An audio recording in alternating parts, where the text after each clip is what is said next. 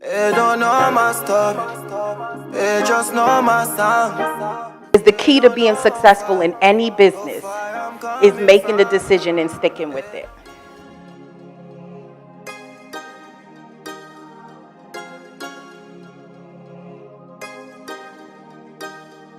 I feel like I was pushed on purpose. And I feel like I was in the birthing room.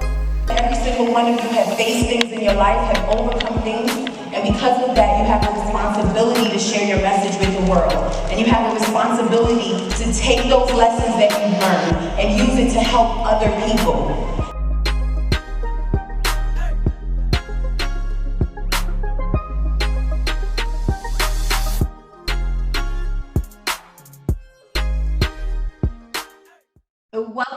Welcome everyone to the Birthing Experience, where we help coaches birth their mastery.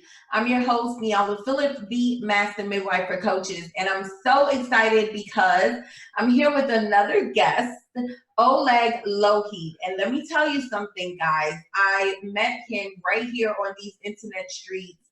His story is amazing. If you all are new to the birthing experience, then you know we are all about stories here. We're all about sharing our journeys, using our message to impact other people's lives, and this is what he's doing. So he is the owner of Overcoming the Odds, founder of Overcoming the Odds. He's an entrepreneur, he's a speaker, and I'm just so happy to have him here. So, hey, Oleg, how are you doing? I'm well. Thank you so much for having me on your show. Yes, I'm excited. All right, so first, let me ask you this one question. I always like to start here. Okay. Mm-hmm. So, who is Oleg? That's a great question. It's very deep.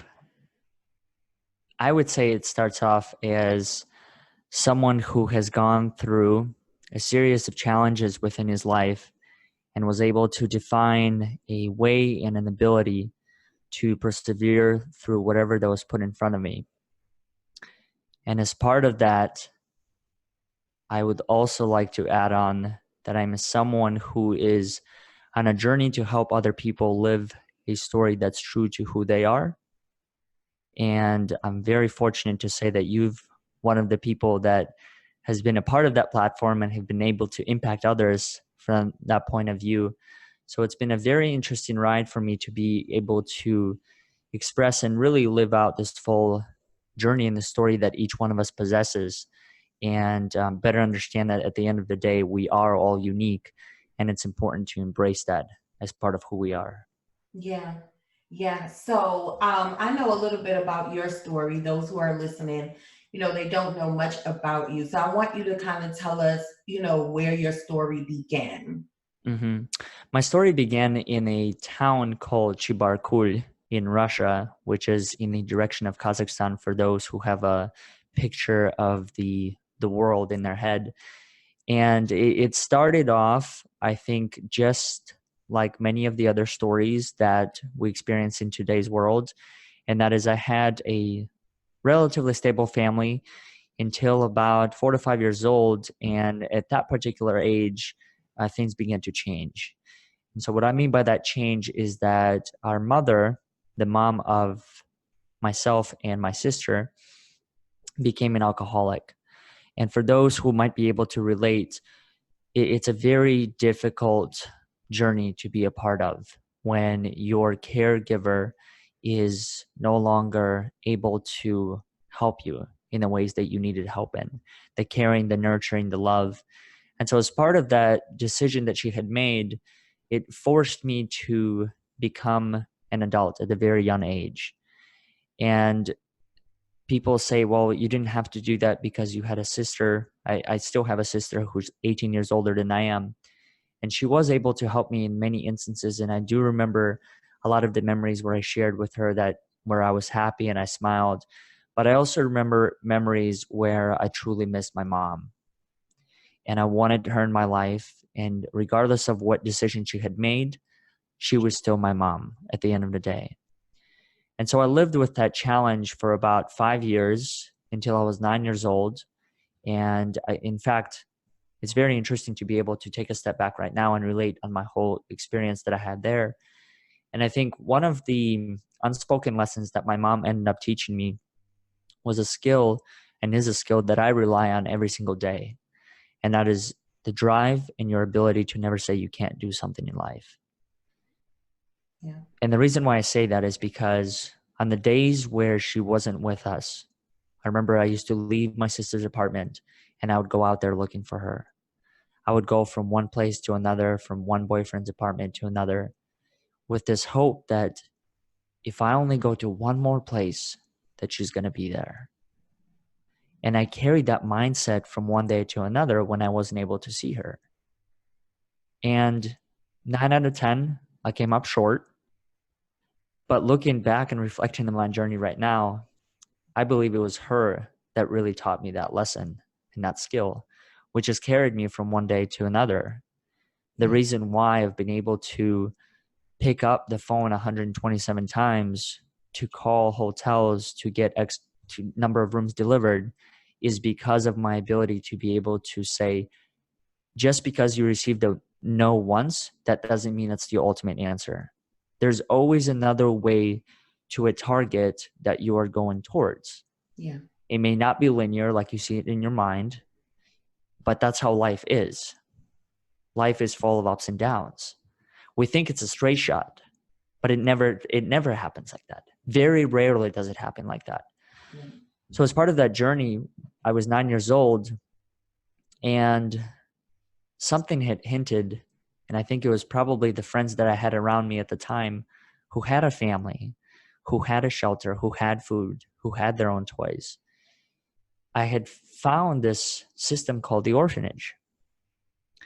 And at that time, the orphanage was the only place of hope for a better future that I envisioned. So I decided to relinquish my parents' rights and go into that system. Now, the system, to a degree, as far as some of us may know, there is a lot of truth to what it actually is.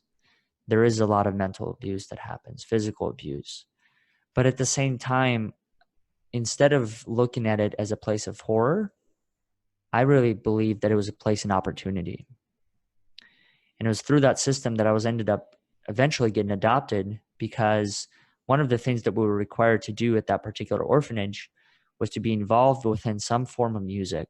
So whether it was dancing, singing, playing the piano. And I naturally gravitated towards folk singing. Mm-hmm. I don't know why. I had no one in my family that did that. I just remember seeing a video, or a couple of videos actually, that our music teacher had showed us.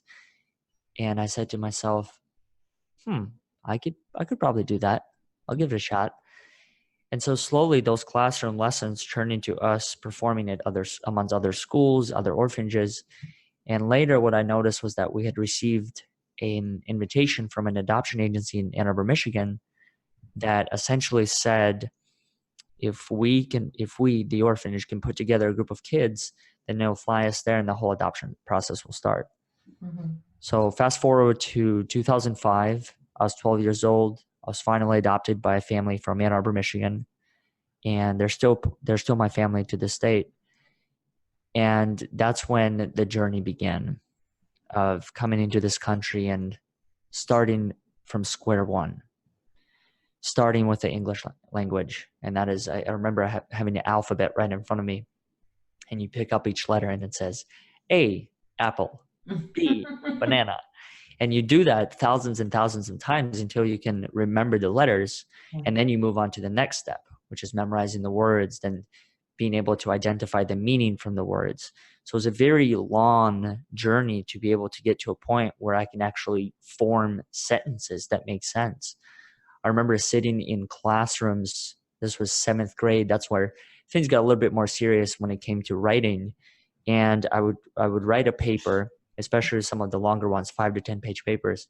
And I would turn it into my teacher, and she would hand it back to me. And the entire thing was covered in red, entire paper. And so I was sitting there and just trying to figure out, well, I don't know how else to write. Right. This is the only language I know. So there are a lot of challenges and struggles that I had to get through. But the biggest thing that I've learned is that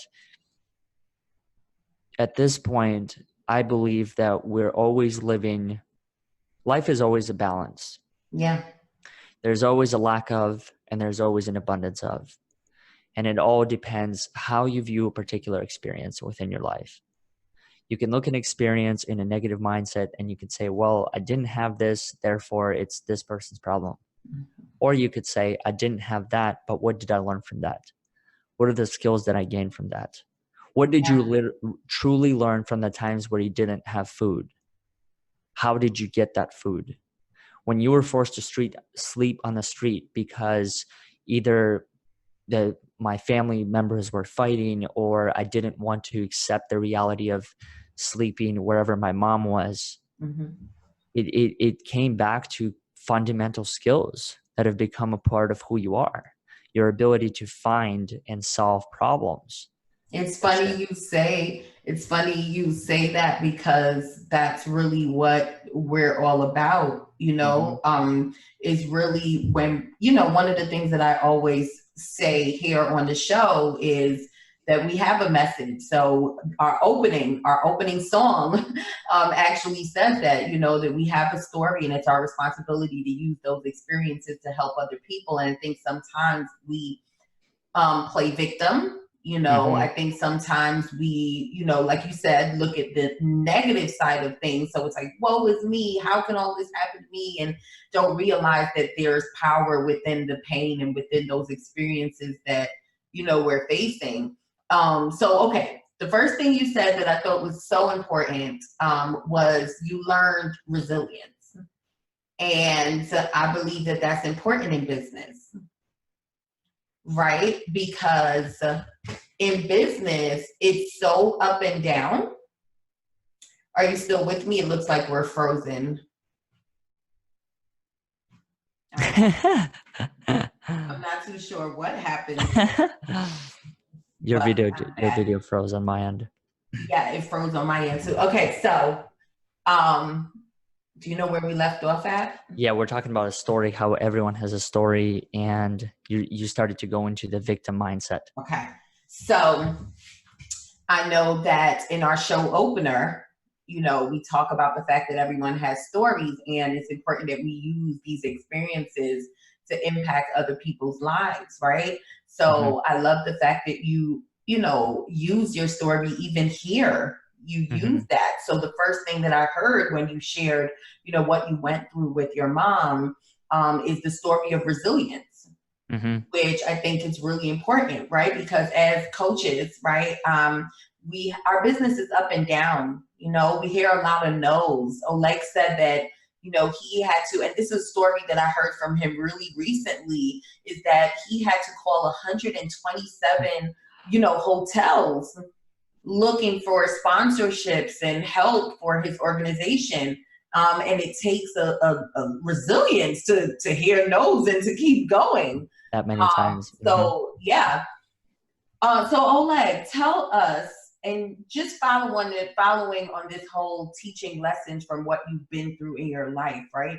Tell us, when was there another time in your business where you felt like, and in growing your foundation, where you felt like you really had to push through?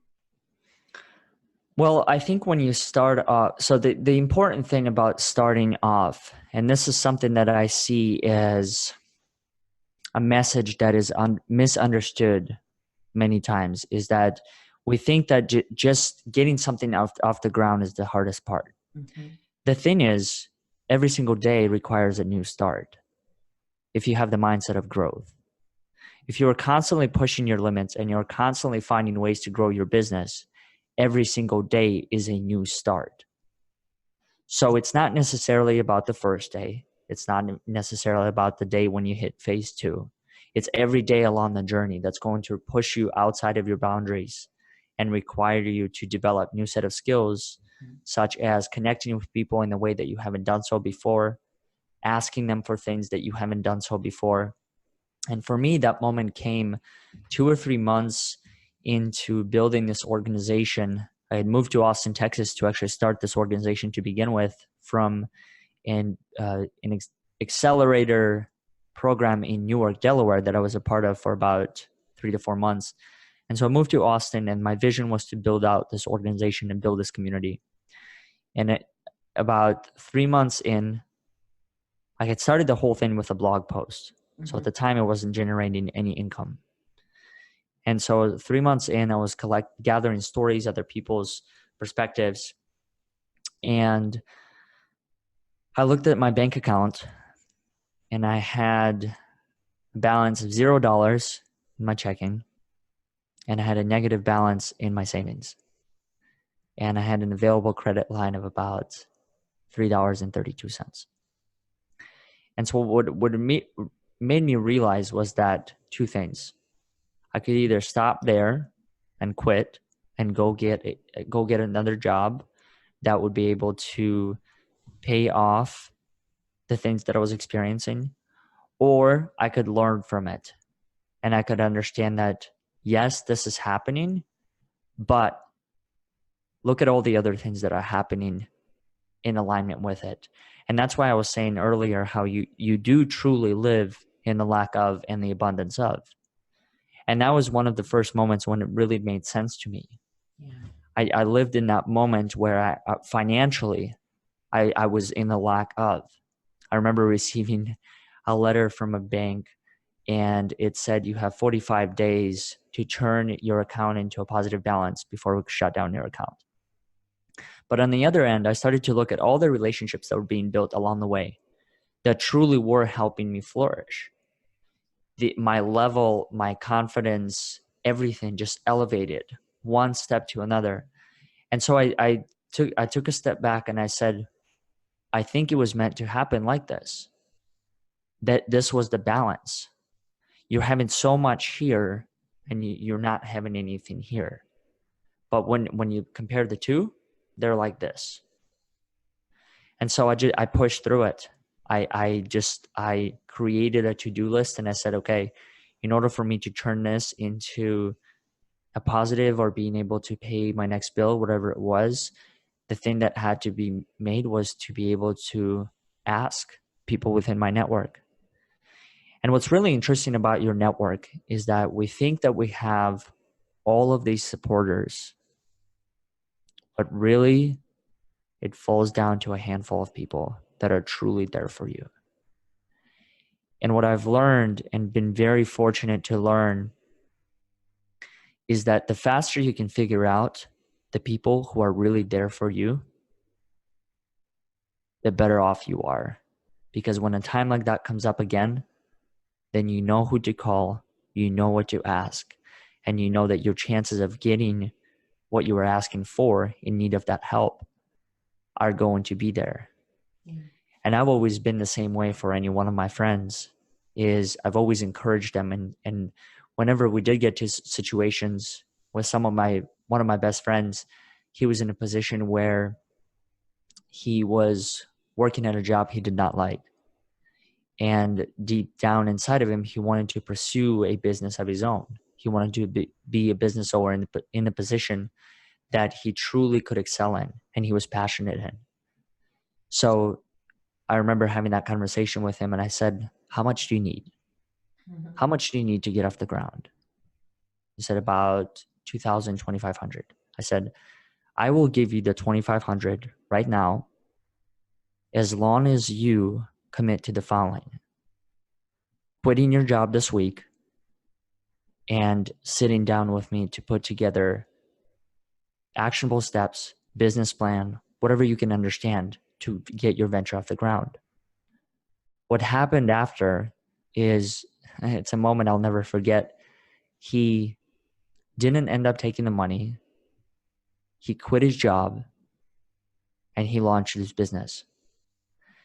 Weeks later, we were having a conversation and I asked him the question of, why did you not take the money? And he said, I didn't take the money because the words that you told me were the words that I needed to hear.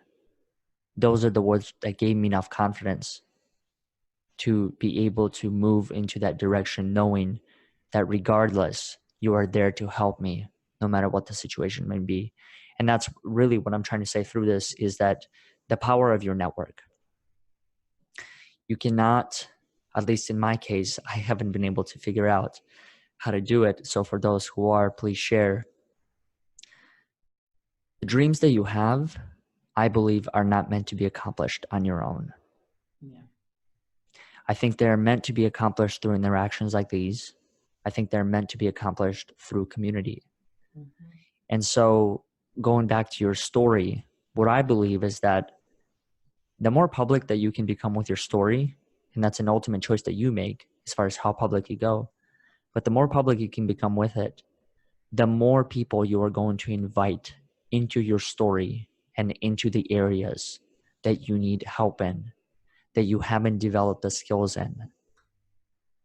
So that's what it really falls down to. And so I love what you're doing with what and how you are serving the people within your audience, is you are choosing to take that first step forward.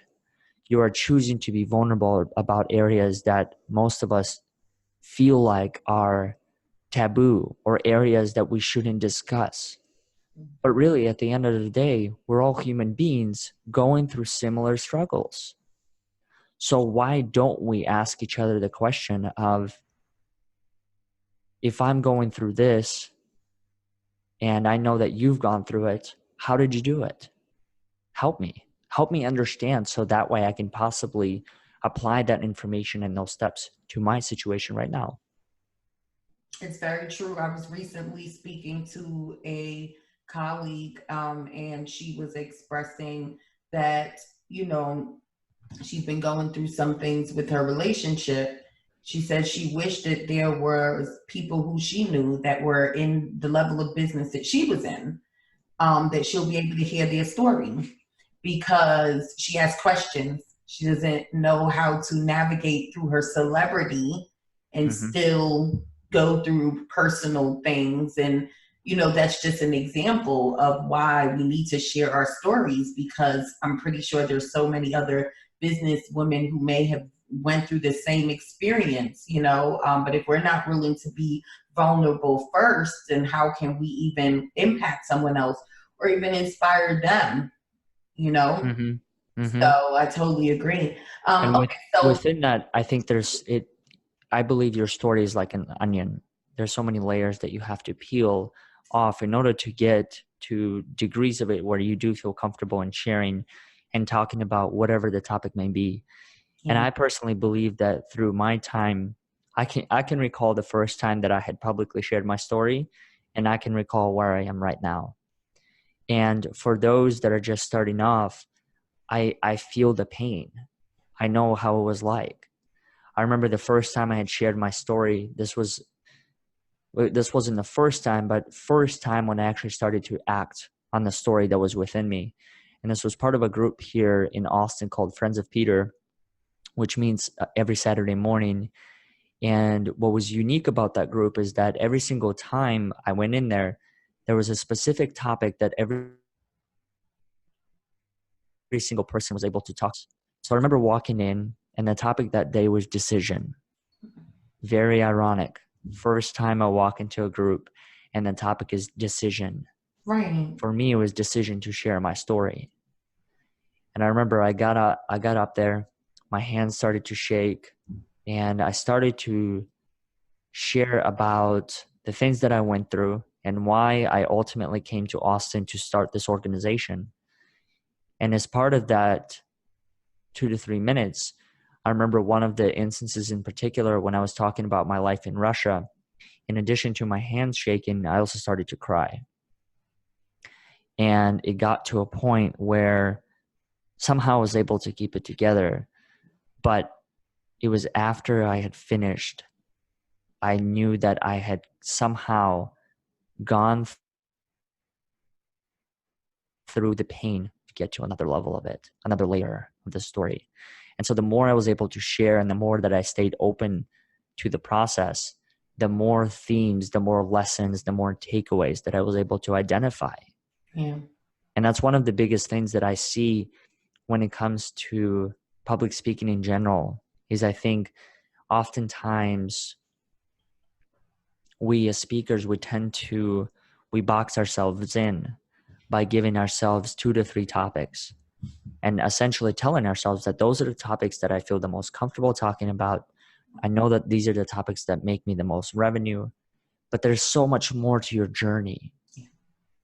And so it's what I've learned is that even though I may have these topics, quote unquote, predefined, even though they're constantly evolving, I'm also staying open to these new experiences that come into my daily life through reflection. And as part of that, it just shows me that your life and your story is made up of thousands and thousands of themes. It's rich, it's unique.